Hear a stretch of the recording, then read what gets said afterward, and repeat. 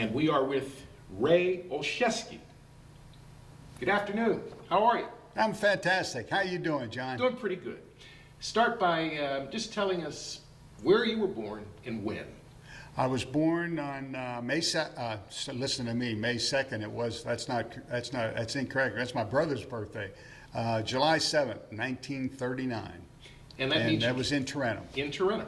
At the Alle-Kiski Valley Hospital. So that means you came out of school approximately 1956, 57? 1957, I graduated from Harbrack High School. And then what? I joined the Navy 2 weeks later and went into the Navy, went to boot camp up at Great Lakes, along with a whole bunch of other schoolmates from the area. And we took the Harmony short line bus down to Pittsburgh, where we got on board a train and went to Great Lakes, Illinois. And I spent 6 weeks in boot camp there, and came back home for after boot camp leave. And then I went to Naval Air Station, Quonset Point, Rhode Island. I was there just briefly as a hold, administrative hold, until my class, my submarine, basic submarine enlisted class was ready. And I started basic submarine enlisted training in New London, Connecticut. And I went to torpedoman school after I graduated from the submarine school. And then it was 2 weeks training on Mark 37 torpedoes, how to take them apart and put them back together again. And then I got my assignment to the USS Tunney, SSG 282 in Pearl Harbor, Hawaii. It was stationed there. So you were in for 13 years active duty. Yes. Total of 23 years active and reserves. Correct. Where did you go? Where were some of the places that you traveled to? I spent 4 years on the Tunney, and I went to Naval Air Station, Sanford, Florida, and I was there for a couple of years. And then I applied for an intelligence clerk designator, and I was sent to Defense Attaché School up in Washington, D.C. And they gave me an assignment in Jakarta, Indonesia. And I was there for 2 years. And I worked with the Naval Attaché there at the American Embassy in Jakarta. And then after that, I went to another submarine up out of New London called the USS Bang, B-A-N-G, SS-385. And there, I was only aboard 6 months. I was their boat yeoman. I took care of all of the administration of the submarine and the enlisted and the officers, and supported them. And from the Bang, I got orders to report to Sinkland Fleet, Norfolk, Virginia. They said, you have security clearances, and we're going to bring you down here because we need you to work in the intelligence business. So I got assigned to the Naval Intelligence Division there at Sinkland Fleet. And then in 1970, I took my discharge after 12 months and 12 years and 10 months, and got out of the Navy. When you went into the service in 1957, we were into the Cold War. Yes. What were your thoughts on being engaged in that struggle? It was very important what we were doing. The Tunney was a guided missile submarine. It carried 2 Regulus missiles, and we stood on station in the Northern Pacific constantly. There were 5 submarines that were configured with the Regulus missile, and each submarine carried at least 2 Regulus missiles. These Regulus missiles were fired from the surface, and they had an effective mileage of about 300 miles to the target. What was the longest time that you spent at sea, and if you recall, the greatest depth?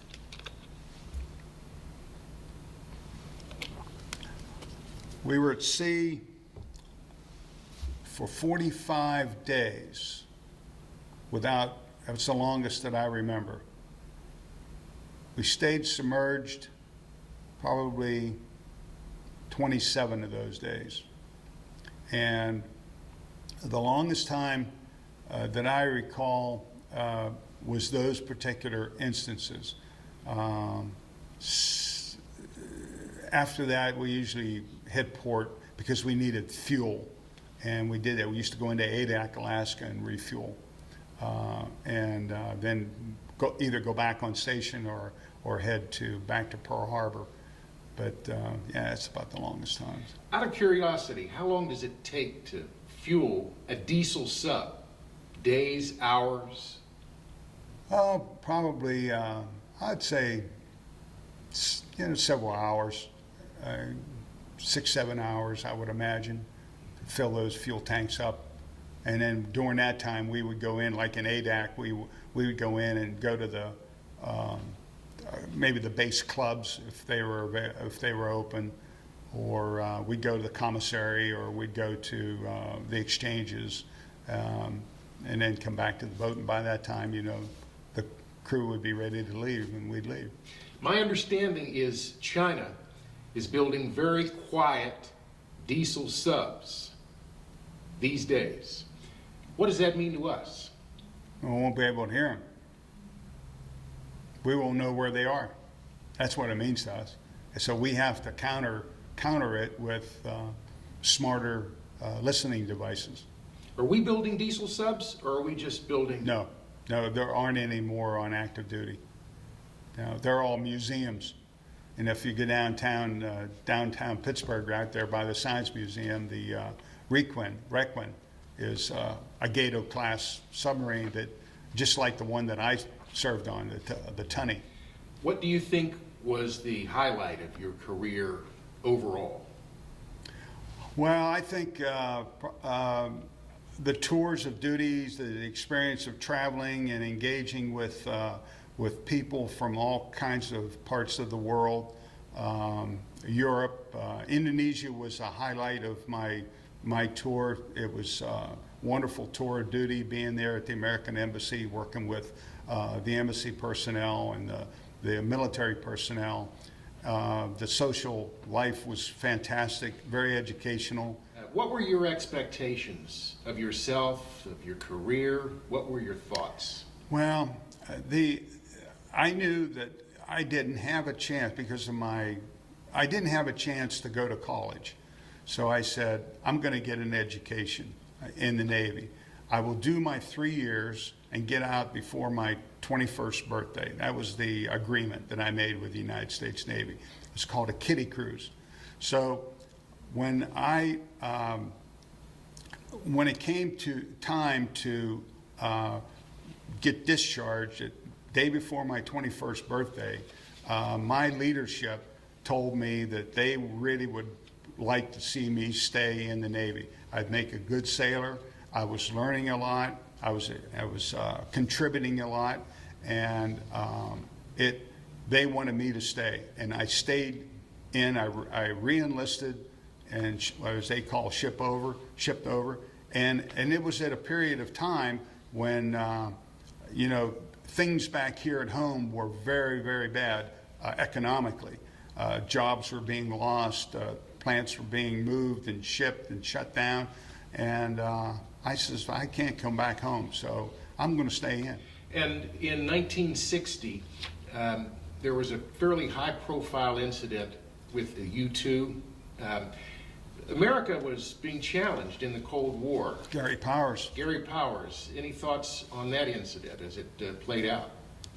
Well, what's interesting is in 1962, I was in Sanford, Florida. And of course, the Bay of Pigs happened that year. And all part of the Cold War events, if you want to call them that. We had Army 1st Airborne just bivouacked right there at Sanford Naval Air Station, Sanford, Florida, ready to go into Cuba. President Kennedy avoided that and caused us not to have a nuclear holocaust. And I'm very grateful for that. But, you know, it was a very, very tense period of time for everyone. In the very beginning of your career, were you using computers, or was that just in the latter phases? No, in the beginning of my career, in 1957, yes. Typewriters. Yeah, in fact, on board the Tunny, we had the old Underwood typewriter, you know, that are probably a few of these in this museum. But then we got high tech and got a Remington, what do they call that, the ball, and the carriage didn't move, which was great for a submarine because you always needed that extra space. Those 4 inches on either side was very important, you know, and you could put files there. And now this thing was stationary. It just the ball moved inside of it.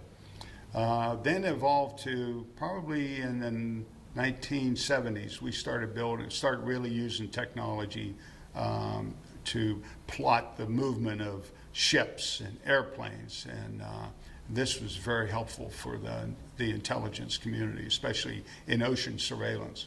Some of us understand that the internet, what we call the internet, was actually a government enterprise from the late 60s. Do you remember the beginning of what we now call the internet? Absolutely. Talk about it. Yeah, DARPA.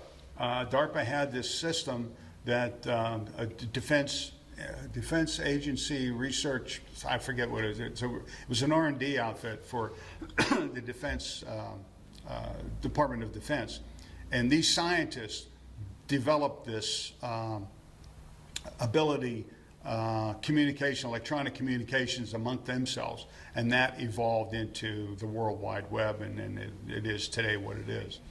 Minnesota is now home, correct? Yes. So do you still root for the Steelers? Absolutely. Good man. Oh yeah, absolutely. Go Steelers. Ray Olszewski. Yeah. Thank you very much, sir. You're quite welcome.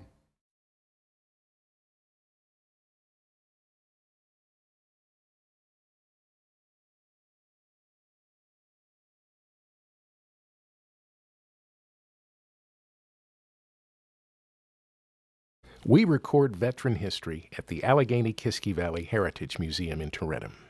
Call 724-224-7666 for hours of operation.